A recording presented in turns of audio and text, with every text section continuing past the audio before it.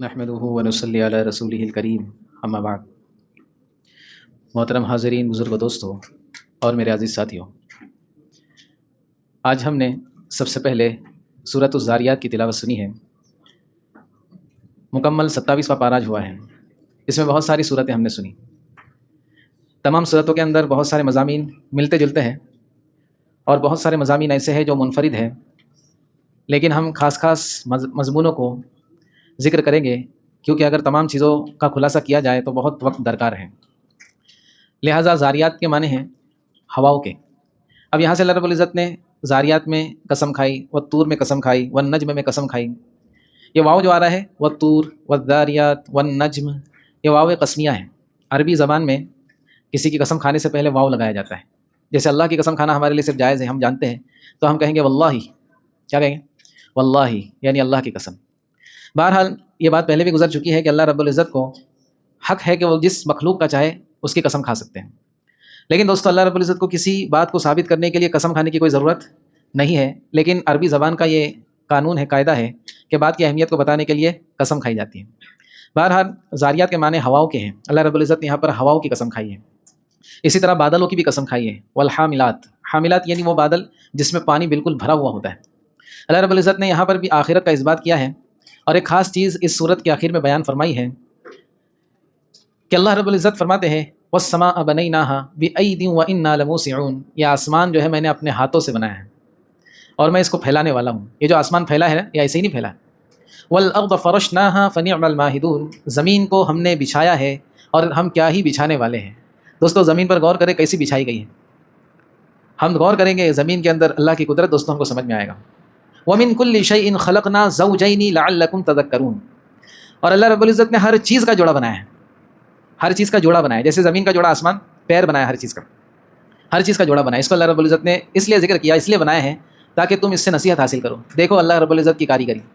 پھر آگے اللہ رب العزت نے چلتے ہوئے کہا وَمَا خَلَقْتُ الْجِنَّ وَالْإِنسَ إِلَّا لِيَعْبُدُونَ، کہ ہم نے جنات اور انسانوں کو صرف اس لیے بنایا ہے کہ وہ عبادت کریں۔ یہاں پر ایک چیز سمجھنے کی ہے، وہ یہ ہے کہ اللہ رب العزت نے جنات کو بھی مکلف بنایا ہے، انسان کو بھی مکلف بنایا ہے، لیکن انسان اشرف المخلوقات ہیں، لیکن یہاں پہ ذکر جناتوں کا پہلے ہو رہا ہے۔ وما خلقت الجن والانس، انسان کا بعد میں ہو رہا ہے۔ مفسرین نے لکھا ہے کہ جنات کا تذکرہ اس لیے پہلے ہو رہا ہے کیونکہ مشرکین مکہ یہ جناتوں کو بھی خدا مانتے تھے۔ جناتوں کو بھی سورہ جن میں اس کی تفصیل آئے گی۔ یہ جناتوں کو خدا مانتے تھے، جناتوں کی عبادت کرتے تھے، تو اللہ رب العزت یہاں پہ بتا رہا ہے جنات کو خود ہم نے اپنی عبادت کے لیے بنایا، تم ان کی عبادت کیوں کر رہے ہو؟ اور جناتوں کے سرکش ہونے کی وجہ بھی یہ ہے کہ یہ مشرکین مکہ اور اہل عرب پہلے جناتوں کو خدا کے نام سے پکارتے تھے، تو ہمارا خدا ہے، ہماری حفاظت کر، نعوذ باللہ، تو ان کے سر اور چڑھ جاتے تھے۔ کسی کو اگر اس کے اوقات سے زیادہ مرتبہ دے دیا جائے تو اس کا سر کیا ہو جاتا ہے؟ اور اوپر ہو جاتا ہے۔ تو جنات جو سرکشی پہ اترے تھے اس کی وجہ یہ بھی تھی کہ جس وادی وغیرہ میں رات گزارنے کے لیے وہ ٹھہرتے تھے مشرکین مکہ، وہاں پر اعلان کرتے تھے اے اس وادی کے خدا ہماری حفاظت فرما، تو وہ بھی جو ہے بالکل تھوڑے بہت کرامت دکھاتے تھے، وہاں پہ ہلچل ولچل دکھاتے تھے، ان لوگوں کا اور یقین مضبوط ہوتا تھا کہ یہ ہمارا خدا ہے، نعوذ باللہ من ذالک۔ بہرحال تو اللہ رب العزت نے یہاں پر اس بات کا ذکر کیا ہے کہ انسان کا اصل مقصد عبادت ہے، پیدائش کا جو پرپز ہے اس کا یہ عبادت ہے۔ جیسے مثال کے طور پر بہت اچھی مثال ہے، ہمارے جیب میں موبائل ہوتا ہے، اس میں 1000 قسم کے فیچرز ہیں، اس میں کیلکولیٹر بھی ہے، اس میں ریڈیو بھی ہے، اس میں کیمرہ بھی ہے، ہر چیز ہے، لیکن جب کال آتا ہے نا تو یہ کال کو شو کرتا ہے، سب چیزیں پیچھے رکھ دیتا ہے۔ معلوم ہوا موبائل جو اصل میں بنا تھا وہ کس کے لیے بنا تھا؟ کمیونیکیشن کے لیے، کالنگ کے لیے بنا تھا، تو مقصد اس کا وہ ہے۔ تو انسان جو ہے اگرچہ دنیا میں رہتا ہے، شادی بیاہ کرتا ہے، بیوی بچے اس کے ساتھ لگے ہوئے ہیں، پڑھائی نوکری کاروبار ہر چیز اس کے ساتھ لگی ہوئی ہے، لیکن اصل مقصد اس کا اللہ کی عبادت ہے۔ اب اللہ کی عبادت کیسے ہوگی؟ تو یہ ہر چیز کو اللہ کی مرضی کے تابع کر دے، اللہ کے رسول کی سنتوں کے مطابق کر دے، تو اس کی ہر چیز عبادت بن جائے گی۔ اس کا سونا بھی عبادت بن جائے گا، اس کا کھانا بھی عبادت بن جائے گا، اس کا دیکھنا بھی عبادت بن جائے گا، اس کا بولنا بھی عبادت بن جائے گا، حتیٰ کہ اس کا خاموش رہنا بھی عبادت بن جائے گا۔ سمجھ میں آ رہی بات؟ لہٰذا اس چیز کو اللہ رب العزت نے اس سورت میں بیان فرمایا۔ اب سورہ والطور شروع ہوتی ہے۔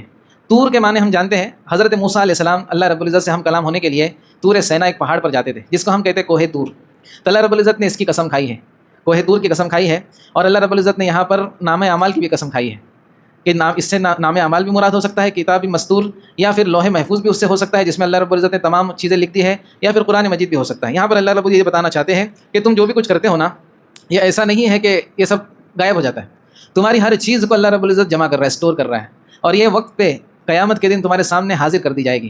اس لیے تم جو بھی کچھ کرو تو سوچ سمجھ کے کرو۔ ایک آدمی جو ہے دیکھتا ہے کہیں پر ہم جاتے ہیں تو یہ لکھا ہوا ہوتا ہے کہ یہ جو ایریا ہے CCTV اس میں چالو ہے، تو آدمی بہت بچ کے کوئی بھی کام کرتا ہے، بولے میرا فوٹیج بن جائے گا یہاں پہ. تو دوستو ہمارا فوٹیج 24 گھنٹے، چاہے ہم اندھیرے میں ہو، اجالے میں ہو، گھر میں ہو، کہیں ہو، تنہائی میں ہو یا پھر مجمع میں ہو، ہمارا فوٹیج اللہ کے پاس مکمل طور پر بن رہا ہے. تو آدمی جو ہے جو بھی کام کرے اس چیز کو سامنے رکھتے ہوئے کرے. پھر آگے ہوتی ہے شروع سورۃ النجم. نجم کے معنی ستارے کے ہیں. اللہ رب العزت یہاں پہ بھی ستارے کی قسم کھا رہے ہیں، والنجم، کہ ستارے کی قسم. اب یہاں پر اس صورت کے اندر اللہ رب العزت نے مشرکین مکہ کے ایک سوال کا جواب دیا ہے. مشرکین مکہ یہ کہتے تھے کہ حضرت جبرائیل علیہ السلام جو وحی لانے والے فرشتے ہیں، اللہ کا پیغام اللہ کے نبیوں تک پہنچایا ہے، تو محمد صلی اللہ علیہ وسلم کہتے ہیں کہ میرے پاس جبرائیل علیہ السلام آتے ہیں انسانی شکل میں.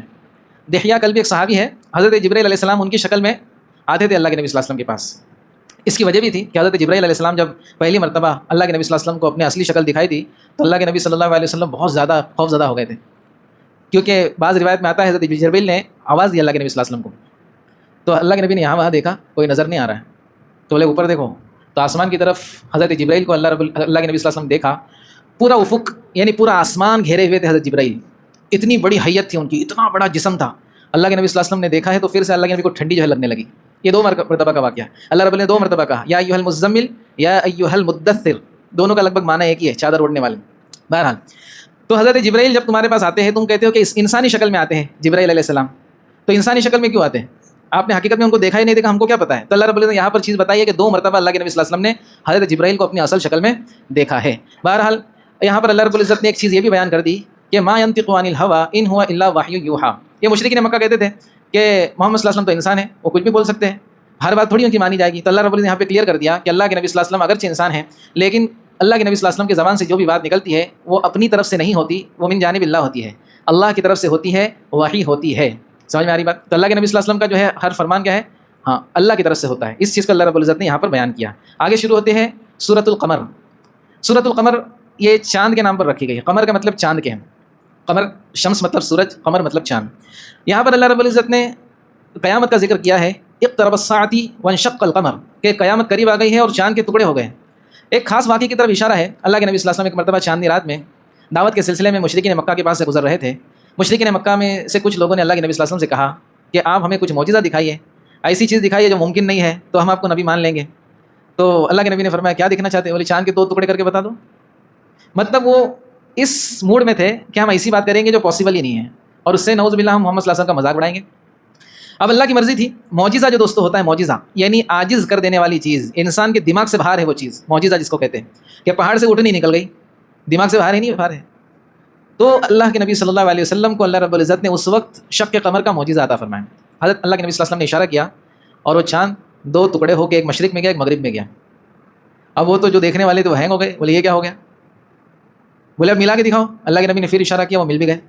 کہنے لگے تم جادو کرو، ہمیں جادو کر دیا، ہماری نظر بند کر دی ہے، یہ چاند وانا الگ نہیں ہوا، ہمارے آنکھوں پہ یہ اثر ہو گیا. نعوذ باللہ من ذالک. دوستو جس کے اوپر گمراہی آ جاتی ہے اس کی جو عقل ماری جاتی ہے. بہرحال یہ معجزے کے متعلق اللہ رب العزت نے یہاں پر اشارہ کیا ہے. ہندوستان کا ایک بادشاہ تھا اس زمانے کے اندر، اللہ کے نبی صلی اللہ علیہ وسلم کے زمانے میں، اور یہ ہمارا جو انڈیا تھا یہ آج اتنا اتنا نہیں تھا، بہت بڑا اس کا رقبہ تھا جس کو اکھنڈ بھارت کہا جاتا ہے. تو اس زمانے میں ایک راجا تھا، اس راجا کا نام بھی پڑا تھا، میرے ذہن سے نکل گیا ہے. اس نے بھی یہ شق قمر یعنی چاند کے جو پورے دنیا میں دیکھا گیا تھا یہ واقعہ، چاند کے 2 ٹکڑے جو ہوئے تھے اس بادشاہ نے بھی دیکھا تھا، تو اس کی بھی تصدیق بعد میں ہوئی. اسی طرح اللہ کے نبی صلی اللہ علیہ وسلم کا ان لوگوں نے انکار کیا کہ آپ نے ہماری آنکھوں پہ نظر بندی کر دی، ہماری آنکھوں پہ جادو کیا ہے. تو جب باہر سے لوگ آئے، کوئی شام گیا تھا، کوئی کہاں گیا تھا، تو بہت سارے لوگوں نے وہ واقعہ دنیا کے مختلف علاقوں میں دیکھا. تو مشرکین مکہ نے بعد میں ان سے بھی تصدیق کروائی کہ ایسا ایسا کچھ ہوا تھا کہ وہاں پہ گئے تھے تو چاند کے ٹکڑے ہوئے تھے. کہ بولے ہاں ہوئے تھے، بہت عجیب بات ہو گئی تھی. پھر بھی انہوں نے یقین نہیں کیا، لیکن ان میں سے بعض لوگوں نے ایمان قبول کیا اور صحابہ بن گئے. بہرحال اس چیز کا اللہ رب نے یہاں پہ بیان کیا، اور اس صورت کے اندر بار بار ایک جملہ بیان کیا گیا ہے، وَلَقَدْ يَسَّرْنَا الْقُرْآنَ لِلذِّكْرِ فَهَلْ مِن مُدَّكِرٍ. اللہ رب العزت یہاں پہ جھنجھوڑ رہے ہم لوگوں کو، ہم نے قرآن کو آسان کیا ہے. یسرنا القرآن، یسرا یعنی آسان کرنا، ہم نے قرآن کو آسان کیا ہے للذکر نصیحت کے لیے. فہل من مدکر، تو ہے تم میں سے کوئی شخص جو اس پر غور و فکر کرے، اس سے نصیحت حاصل کرے. یہاں پر ایک چیز سمجھنا بہت ضروری ہے. مسلمانوں میں 2 قسم کے لوگ آج موجود ہیں. ایک تو وہ طبقہ ہے جو قرآن مجید کو بہت مشکل سمجھتا ہے. بعض لوگ تو نعوذ باللہ یہ بھی کہتے ہیں کہ قرآن مت پڑھو گمراہ ہو جائیں گے. اور بعض وہ طبقہ ہے جو قرآن کو ایک دم ہلکے میں لیتا ہے، جیب میں سے ایسا نکلتا ہے موبائل دیکھو یہ ترجمہ ہے، مطلب وہ ترجمے کو سب کچھ سمجھتا ہے. تو دونوں لوگ جو ہے دوستو یہ اعتدال پہ نہیں ہے. اعتدال یہ ہے، یہاں پر جملہ کیا کہا گیا ہے، قرآن کو نصیحت کے لیے آسان کیا گیا ہے. یعنی جو اس میں واقعات ہیں، صاف صاف واقعات ہیں کہ کفر کرنے والے ناکام ہوں گے اور ہوئے ہیں. فرعون ناکام ہوا، حامان ناکام ہوا، اور اسی طرح مشرکین مکہ میں سے جو لوگ ناکام ہوئے، قرآن نے صاف بیان کیا اور ویسا ہوا. کامیاب ہونے والے ان کا بھی ذکر کر دیا گیا. تو نصیحت کے لیے قرآن کو آسان کر دیا گیا. ایک جاہل آدمی جس کو الف پڑھنے نہیں آتا, جس کو ABCD نہیں آتا, وہ بھی قرآن کو سنے گا, اس کے واقعات کو سنے گا, اس کی نصیحتوں کو سنے گا, تو اس کو سمجھ میں آ جائے گا کہ کیا صحیح اور کیا غلط ہے. لیکن مشکل کیا ہے قرآن مجید کے اندر, جو بغیر علم کے, بغیر گہری سوچ و سمجھ کے, بغیر بڑوں کے, بغیر محدثین و مفسرین کے ہم سمجھ نہیں سکتے, وہ ہے قرآن مجید سے مسائل کا استنباط کرنا, حلال و حرام کو نکالنا, قرآن مجید کی آیتوں سے قیاس کرنا, قرآن مجید کی ناسخ و منسوخ کو سمجھنا. جا رہا ہے نا اوپر سے ناسخ و منسوخ, استنباط جا رہا ہے نا اوپر سے, تو یہ مشکل ہے. یہ اس کو علماء ہی جانتے ہیں, اس کو راسخین فی العلم, خود قرآن مجید نے کہا کہ جو علم میں رسوخ رکھتے ہیں فقہاء کرام مفسرین, وہی اس کو جانتے ہیں. بہرحال ہم کو نصیحتوں کے اعتبار سے قرآن مجید کو اپنے سر پر رکھنا چاہیے, آگے رکھنا چاہیے, اور مسائل کے اعتبار سے ہم کو معتبر علماء کے تابع ہونا چاہیے. یہ ہمارا بیچ کا راستہ ہے. اتنا بھی اس کو یہ نہیں کر دے کہ ترجمے پہ سب یہ چیز کرے ہیں, دیکھو آسان ہے, بہت آسان ہے, کچھ بھی اس سے مطلب نکالو. بعض لوگ ایسے ہیں دوستو, پوڈ کاسٹ کرتے ہیں قرآن کے اوپر. آپ کی کیا رائے ہے؟ آپ بتاؤ آپ کی کیا رائے ہے؟ اللہ کے نبی نے فرمایا کہ قرآن مجید میں کوئی بغیر علم کے اپنی رائے پیش کرے اور اس کی رائے صحیح بھی ہو تو بھی جہنم میں جائے گا. لہٰذا دوستو بہت احتیاط کرنا چاہیے, لیکن نصیحتوں کے اعتبار سے قرآن مجید کے واقعات, نبیوں کے واقعات, اس کو اپنانا چاہیے. بہرحال یہ چیز اللہ رب نے یہاں پہ بیان کی. پھر سورۃ الرحمن شروع ہوتی ہے, قرآن مجید کی دلہن. رحمان جو ہے دوستو ایسا نام ہے کہ اللہ کے صفاتی ناموں میں سب سے ٹاپ لیول کا نام ہے رحمان. اس لیے ہم ہمیشہ پڑھتے ہیں بسم اللہ الرحمن الرحیم. سب سے ٹاپ لیول کا نام صفاتی نام میں رحمان ہے. اور اس نام سے مشرکین کو بڑی چڑ تھی. اللہ کو تو مانتے ہیں, لیکن اس نام کے اندر ایسی خاصیت ہے کہ ان کے شرک کے پورے قلعے ٹوٹ جاتے ہیں. کیسے؟ اللہ رب العزت نے سورہ رحمان کے اندر اپنی صفات کا تذکرہ کیا, اس کے ساتھ ساتھ اپنی نعمتوں کا تذکرہ کیا کہ ہم نے انسان کو مٹی سے بنایا, جنات کو آگ سے بنایا, یہ دریا میں جو کشتی چل رہی ہے اس کو ہم نے بنایا, کیسے چل رہی ہے. اسی طرح اللہ رب العزت نے دریا کے متعلق کہا کہ ہم نے دریا کے درمیان پردہ ڈال دیا ہے. آپ دنیا کے اوپر نظارہ کریں گے, دیکھیں گے آج کل تو بہت آسان ہو گیا ہے کہ دو دریا, ایک پیلا دریا ہے, ایک بلو پانی ہے, دونوں ساتھ ساتھ میں چل رہے ہیں, لیکن وہ ادھر نہیں جا رہا, وہ ادھر نہیں جا رہا. اور میں نے بعض لوگوں سے بھی سنا کہ یہاں کی مچھلی وہاں نہیں جا رہی, وہاں کی مچھلی یہاں نہیں جا رہی. کون روک رہا ہے ان کو؟ بینہما برزخ لا یبغیان, ان کے درمیان اللہ نے پردہ ڈال دیا. تو یہ چیز اللہ رب العزت بتا رہے ہیں, اور پھر ایک جملہ پیش کر دیں, فبأی آلاء ربکما تکذبان. تو یہ سب دیکھنے کے بعد بھی تم اللہ کی کن کن نعمتوں کو جھٹلاؤ گے. مشرکین مکہ مانتے تھے اللہ ہے, لیکن کرنے والے اور بھی لوگ ہیں. اب اللہ رب العزت یہاں پہ بتا رہے ہیں آسمان کا نظام, زمین کا نظام, سب اللہ نے, جنت جہنم سب کو بیان کیا, اور پھر یہ کہا کہ تم کن کن نعمتوں کو جھٹلاؤ گے, سب اللہ نے کیا ہے, تم بول ہی نہیں سکتے. اس لیے ان کو رحمان نام سے ایک چھڑ تھی, لیکن اللہ رب العزت اس رحمان نام کو بہت فوکس کرتے تھے, کیونکہ اللہ رب العزت کو سب سے پسندیدہ نام رحمان ہے. اللہ کے نبی نے کہا کہ اپنے بچوں کا نام عبد الرحمن رکھو, اپنے بچوں کا نام عبداللہ رکھو. یہ اللہ کے نبی صلی اللہ علیہ وسلم کی صحیح حدیث سے بات ملتی ہے, عبد الرحمن اور عبداللہ نام رکھنے کا. اپنے بچوں کے اچھے اچھے نام رکھو, یہ نام خاص طور پر رکھنے کی تعلیم دی گئی ہے. پھر آگے جو ہے اللہ رب العزت نے سورۃ الواقعہ, واقعہ کا مطلب یہاں پر مراد قیامت ہے, حقیقت والی چیز, واقع ہونے والی چیز. واقع ہونے والی چیز یعنی جو حقیقت میں واقع ہونے والی ہے. اس کے اندر اللہ رب العزت نے بہت سارے مضامین بیان کیے. اس میں 3 خاص چیزیں بیان کی کہ انسان کے جو ہوں گے گروپ, کل آخرت میں انسان 3 قسموں پہ اٹھائے جائیں گے. ایک تو وہ ہوں گے جو اللہ کے بہت خاص ہوں گے, بہت اللہ کے ولی ہوں گے, جنہوں نے اپنے آخرت کو ہمیشہ سامنے رکھا ہوگا. ایک میرے تمہارے جیسے لوگ ہوں گے, نارمل لوگ, ان کا بھی حشر اچھا ہوگا. اور تیسرے وہ لوگ ہوں گے جو بائیں ہاتھ والے ہوں گے, ان کے نام اعمال بائیں ہاتھ میں دیے جائیں گے. یہ ہوں گے مجرمین, کافرین, مشرکین. ان لوگوں کا اللہ رب العزت نے ذکر کیا ہے. پھر جنت اور جہنم کا بھی تذکرہ کیا ہے, اور کچھ اللہ رب العزت نے ایسی چیزوں کو بیان کیا ہے کہ ہماری سوچ وہاں پر بے بس ہو جاتی ہے. اللہ رب العزت نے کہا افرأیتم ما تمنون اانتم تخلقونہ ام نحن الخالقون. تم جو منی ٹپکاتے ہو, یہ تو ایک منی کا قطرہ ہے, پانی کا قطرہ ہے, اس سے جو ہے کسی انسان کے بچے کو تم پیدا کرتے ہو یا ہم بنانے والے ہیں. اللہ رب العزت یہاں پہ ہماری اوقات دکھا رہے کہ ہمارے ہاتھ میں کچھ بھی نہیں ہے, سب اللہ کرنے والا ہے. پھر اللہ رب العزت نے پانی کا تذکرہ کیا کہ جو پانی جو برستا ہے یہ اس کو تم برساتے ہو کہ ہم برسانے والے ہیں. اللہ چاہے تو یہ پانی جو میٹھا برس رہا ہے اس کو کڑوا کر دے گا, پھر تم پی سکتے ہو کیا. پھر اللہ نے فرمایا کہ جس چیز سے آگ جلتی ہے یہ آگ کو تم پیدا کرنے والے ہو کہ ہم پیدا کرنے والے ہیں. یہ کھیتی جو تم ڈال کے بھول جاتے ہو, اناج سڑ جاتا ہے, کھیتی سے اناج تم اگانے والے ہو کہ ہم اگانے والے ہیں. اللہ رب العزت یہاں پر اپنی طرف دعوت دے رہے ہیں کہ دیکھو میری قدرت کو مان لو اور توحید کو مان لو اور کامیاب ہو جاؤ. سورہ واقعہ کے اندر یہ چیز بیان کی گئی ہے. پھر آگے سورۃ الحدید شروع ہوتی ہے. حدید کا معنی ہے لوہا. اللہ رب العزت نے یہاں پر یہ صاف کہہ دیا کہ وانزلناہ الحدید, یہ لوہا جو ہے ہم نے آسمان سے برسایا ہے. اب اس کے پیچھے آپ پڑھیں گے اس کا سائنس کو تو بہت ساری چیزیں ہیں. اللہ رب العزت نے کہا یہ اس کے اندر مضبوطی ہوتی ہے اور لوگوں میں بڑے نفع ہوتے ہیں. آپ دیکھیں دوستو, اللہ رب العزت نے جیسے پانی کو عام کیا ویسے لوہے کو عام کیا ہے. پانی کی ضرورت ہم میں سے ہر ایک کو ہے, اس کو بھی اللہ نے فرمایا وانزلنا الماء, ہم نے پانی کو برسایا, وہ جگہ جگہ پہ فرمایا. اسی طرح حدید کے بارے میں, لوہے کے بارے میں کہا. اب دیکھیں ہمارے ارد گرد ہر چیز لوہے کی ہے. یہ جو سلیب کے اندر بھی ہمارے لوہا ہے, پنکھا گھوم رہا ہے یہ بھی لوہا ہے, یہ اسٹینڈ لگا ہوا یہ بھی لوہا ہے. مطلب لوہے نے ہم کو چاروں طرف سے گھیر لیا. اللہ رب فرماتے ہیں اس کے اندر کیا ہے, منافع للناس, لوگوں کے لیے بڑے نفع ہے. تو اس چیز کا اللہ رب نے بیان کیا ہے کہ آپ نے ارد گرد دیکھو تو صحیح کیا کیا چیز اللہ نے بنایا ہے تمہارے فائدے کے لیے. اور اس کے بیان کرنے کا مقصد یہ ہے کہ بنی ہوئی چیزوں کو دیکھ کر بنانے والے کی تعریف ہمارے دل میں آ جائے. اللہ رب العزت ہم سب کو کہنے سننے پر عمل کی توفیق دے. سبحان اللہ و بحمدہ, سبحانک اللہم.